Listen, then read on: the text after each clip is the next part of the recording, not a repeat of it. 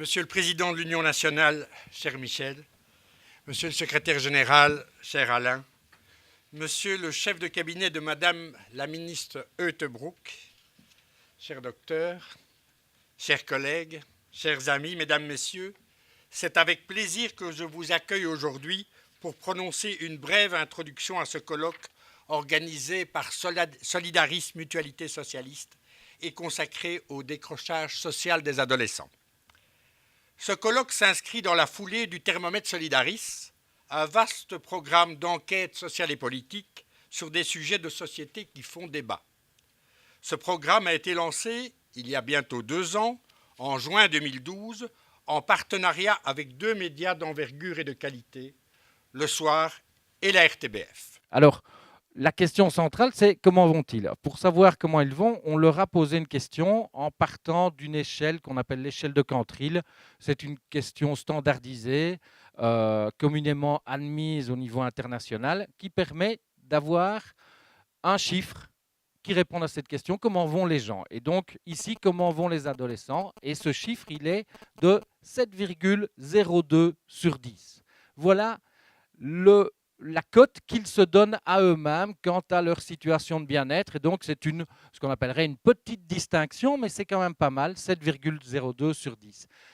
Comment est-ce qu'on arrive à un score comme celui-là? Eh bien, c'est une échelle de 0 à 10. 0, c'est la réponse que va donner l'adolescent à la question ma vie actuelle est la pire des vies que je peux imaginer pour moi. Si c'est ce qu'il pense, il va donner une cote de 0. Et 10, vous l'avez compris, c'est la réponse à la question. La vie que je vis aujourd'hui, c'est la plus belle des vies que je peux imaginer pour moi. Et donc, voilà pourquoi on conclut à ces 20%. Il y a effectivement 20% des adolescents de 14 à 18 ans qui se donnent une cote d'échec, qui considèrent que leur vie aujourd'hui est quelque part un échec et donc une vie qui les rend malheureux s'il fallait simplifier leur expression. Alors en synthèse, 3 chiffres sur les adolescents. Les 19%, et on reviendra bien entendu dessus, d'adolescents qui évaluent leur vie comme insatisfaisante. 43% des adolescents qui pensent que les adultes ont une bonne image d'eux. Comprenez qu'un peu plus de la moitié a le sentiment de ne pas être aimé, ou en tout cas de jouir d'une mauvaise image auprès des adultes, qu'ils soient profs ou parents, et 9% qui sont convaincus, alors qu'ils sont sur les bancs de l'école, qu'ils quitteront l'école sans diplôme.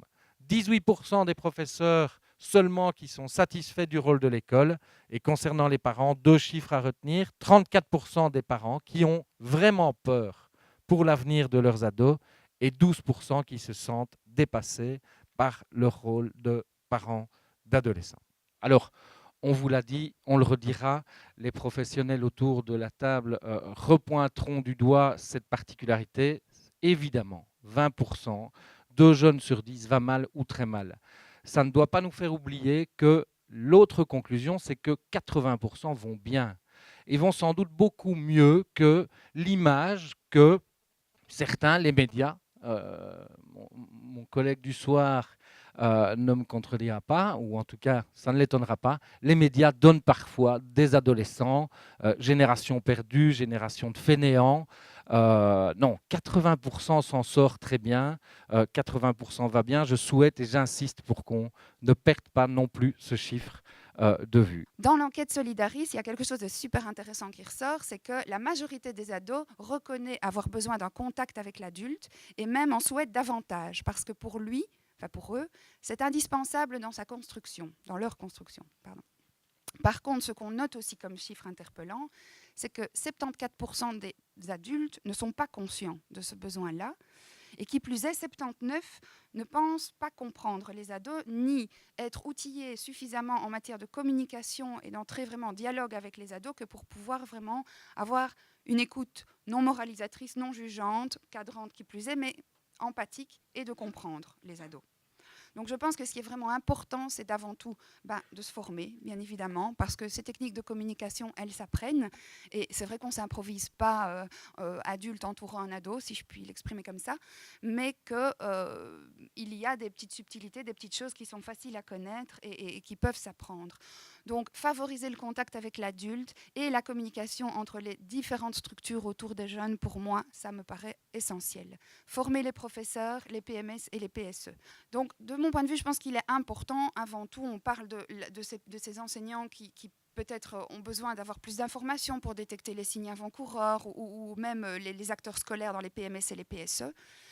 Je me suis permise de lister ici une liste non exhaustive des signes de vulnérabilité qui, bon, lorsqu'ils sont temporaires, évidemment, ne sont pas graves, mais lorsqu'ils s'enquistent ou s'additionnent, je pense qu'il faut vraiment avoir la puce à l'oreille et s'interroger quant à la santé globale de l'adolescent. Alors d'abord, évidemment, la baisse du rendement scolaire, le désinvestissement et les absences répétées. Une grande impulsivité, caractéristique à l'adolescence, mais dans une certaine mesure, bien évidemment. Des comportements d'irritabilité, d'hétéro ou d'auto-agressivité, l'adolescent qui commet des délits. Un sentiment d'impuissance et de découragement. Des plaintes somatiques multiples et floues. Alors ça, pour le coup, en médecine de l'adolescent, on est très souvent sollicité par des adolescents qui nous sont envoyés après avoir passé toutes les attractions dans les hôpitaux afin de trouver des explications organiques qu'on ne trouve jamais et qui finalement sont le signe d'un mal-être beaucoup plus profond. Des certificats médicaux itératifs aussi, bien sûr. Des variations pondérales importantes, je pense que ça, il faut toujours les noter. Un comportement de repli et d'isolement, une difficulté d'intégration, une hyper-émotivité. Alors, les adolescents passent souvent par un moment d'hyper-émotivité, mais quand ça mène à la déprime, au découragement, et quand c'est vraiment extrêmement fluctuant de manière violente, je pense que là, il faut aussi s'interroger. Alors, il y a de toute façon des modifications de l'architecture du cerveau à l'adolescence, qui sont classiques, mais dès lors où il y a de très gros décalages, des insomnies, des défauts d'endormissement, je pense que, et qui peuvent, qui plus est, compromettre le lever du matin et donc le fait d'aller à l'école, là aussi, on se questionne. L'absence de créativité. Un adolescent sacré, ça doit imaginer, inventer, et une faible motivation sont aussi des signes de mal-être. Et puis, évidemment, l'adolescent pris dans des conflits intra- ou extra-familiaux. Si la formation en alternance a fait ses preuves dans les pays voisins, comme la Suisse, l'Allemagne et la France, elle a du mal à trouver une digne place dans notre pays. L'accueil qui lui est réservé par une majorité d'enseignants, de direction d'école et une grande partie de la population est plutôt de l'ordre de la relégation à une sous-classe de l'enseignement professionnel. Nous travaillons en réseau avec les différents intervenants, services d'aide à la jeunesse, protection judiciaire, l'aide post-insertion après une sortie d'IPPJ, les SAIE. En cas de problème, nous mettons tout le monde autour de la table pour tenter de définir des objectifs clairs, concrets et structurés dans le temps. Il est indispensable de définir le cadre de l'intervention et de rappeler sans cesse la règle. On reconnaît la personne dans ses éventuelles difficultés, mais on n'accepte pas son comportement quand il est déviant. En conclusion, je pense qu'il est indispensable d'unir nos spécificités et de travailler ensemble avec les différents partenaires et les parents afin d'aider l'adolescent qu'est l'élève à devenir architecte et entrepreneur de sa propre vie. Au-delà des efforts spécifiques que nous faisons pour accrocher des élèves très marginalisés, de manière générale, du haut de nos 14 ans d'expérience et des retours de mes collègues d'autres CFA, tout réseau confondu, il est évident que l'alternance dans l'enseignement secondaire est non pas un chemin de traverse, mais une vraie voie permettant de former des citoyens professionnellement compétents et civiquement responsables.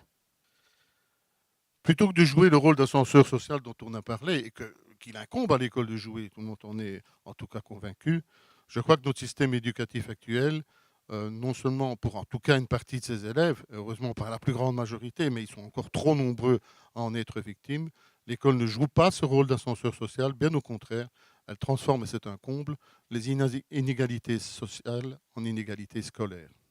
Mais je crois aussi que l'école a péché, je vais dire, n'a pas pu répondre à certaines de ses missions, qui sont essentiellement la promotion de l'égalité des chances, l'émancipation sociale, l'éducation à une citoyenneté responsable et la formation à un esprit critique.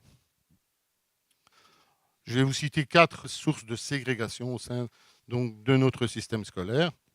Le premier, c'est la hiérarchisation des filières. Deuxième ségrégation, l'accès à l'enseignement. Troisième ségrégation, l'échec scolaire.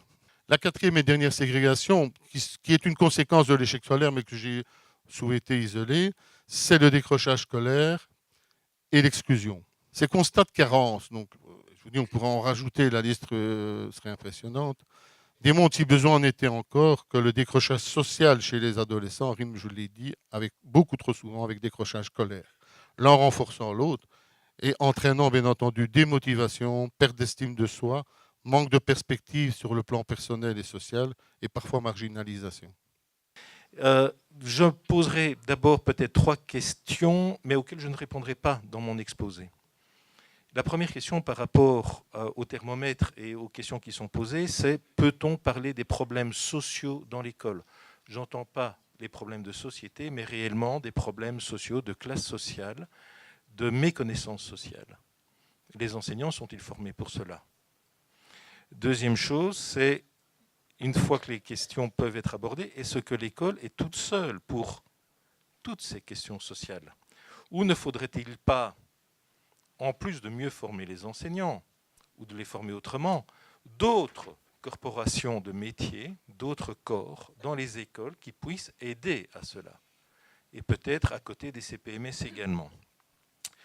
Et troisième question, qui rejoint un tout petit peu ce que disait mon camarade Pascal, le problème de la formation initiale et en cours de carrière des enseignants. Quand on voit tout ce qu'on souhaite que les enseignants puissent faire pour résoudre les questions sociales dans les écoles, en plus du métier qui est d'instruire, est-ce qu'un master suffira pour les instituteurs et même les AESI? L'école fonctionne selon des codes sociaux qui sont la plupart du temps issus de la bourgeoisie ou des classes moyennes. Un tas d'élèves ont du mal, un tas d'enfants ont du mal à se faire à ces codes sociaux dès l'enseignement maternel d'ailleurs. Et ça s'amplifie à l'adolescence. Cette absence d'acceptation des codes ou d'être trop différent par les codes entraîne un certain nombre d'exclusions. La difficulté aussi des codes, c'est que il n'y a pas nécessairement de lien entre l'école et la culture familiale, qu'elle soit sociale ou ethnique. Et donc ce sont des choses à travailler également avec les enseignants et tous ceux qui interviennent dans les écoles, d'où ma question de départ, est-ce qu'un master suffira? Est-ce qu'il ne faudra pas plusieurs masters pour devenir enseignant? La priorité, selon moi, est la lutte contre la pauvreté. Quelques chiffres. Aujourd'hui, 1 jeune sur 4 en Wallonie et à Bruxelles est exposé à un risque de pauvreté. On parlait de nos piètres résultats en matière d'école PISA. Sur la question de la pauvreté, c'est pas vraiment mieux. Le risque de précarité est l'un des plus élevés d'Europe en Wallonie. Il faut le savoir, c'est une priorité. On n'aura pas une politique efficace contre le décrochage social des jeunes si on n'a pas une politique efficace de lutte contre la pauvreté et une politique également ambitieuse en matière d'éducation. On ressent une insécurité sociale et ça pose vraiment une question aux parents puisqu'on est dans une crise de la projection. C'est quelque chose aussi qui ressort fort du thermomètre. Les parents ont de plus en plus de mal à se projeter et s'il y a bien une caractéristique qui est parentale, c'est la projection. Quand on a des enfants, on se projette dans l'avenir.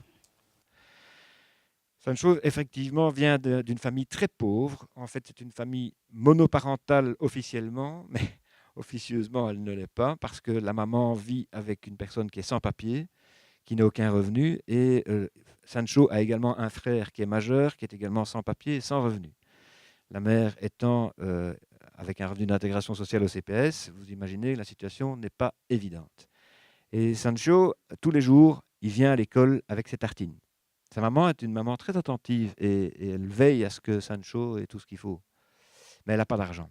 Alors elle met des tartines avec ce qu'elle peut dessus. Et Sancho, à l'époque, devait quitter le midi l'école parce que sa maman ne payait pas la cantine scolaire. Donc vous imaginez un petit garçon de 11 ans qui a ses tartines, qui va aller manger avec ses copains. On dit non, toi pas. Toi, tu dois aller à l'extérieur de l'école pour manger tes tartines. Si ça, ce n'est pas organisé de l'exclusion sociale, c'est vraiment très grave. Et quand on peut se demander même si ce n'est pas organisé de la révolte sociale. Parce que cet enfant, à un moment donné, en serrant les dents et en pleurant et en regardant ses tartines et en disant « je ne peux pas manger avec mes copains », moi je peux imaginer qu'il a envie de crever les pneus de la bagnole du prof ou du directeur d'école ou d'envoyer tout valdinguer parce qu'il y a vraiment trop, c'est trop. Alors voilà, des histoires comme ça, ce n'est pas des histoires isolées. les AMO, on les collecte. Et c'est à partir de collecte d'histoires de ce genre-là que nous nous posons des questions et que nous nous permettons d'interpeller le monde adulte, parce que c'est tout le monde adulte qui doit être interpellé par ça, les enseignants, les directions d'école, les travailleurs sociaux, les parents, les politiques, etc., etc. Tout le monde doit se dire, il y a quelque chose qui me concerne dans cette histoire. À l'issue de cet après-midi riche en échanges, en débats, en témoignages, il me revient de conclure nos travaux. Notre société laisse sur le carreau 2 adolescents sur 10. C'est proprement scandaleux pour une société moderne, dite civilisée. Ce chiffre nous oblige à ouvrir les yeux et à agir. Rappelons-le, en tant qu'organisation forte de plus de 3 millions d'affiliés, en tant qu'acteurs sociaux et politiques, nous avons le devoir de faire entendre notre voix et celle de nos affiliés sur une problématique aussi essentielle qu'actuelle que celle du décrochage social des adolescents.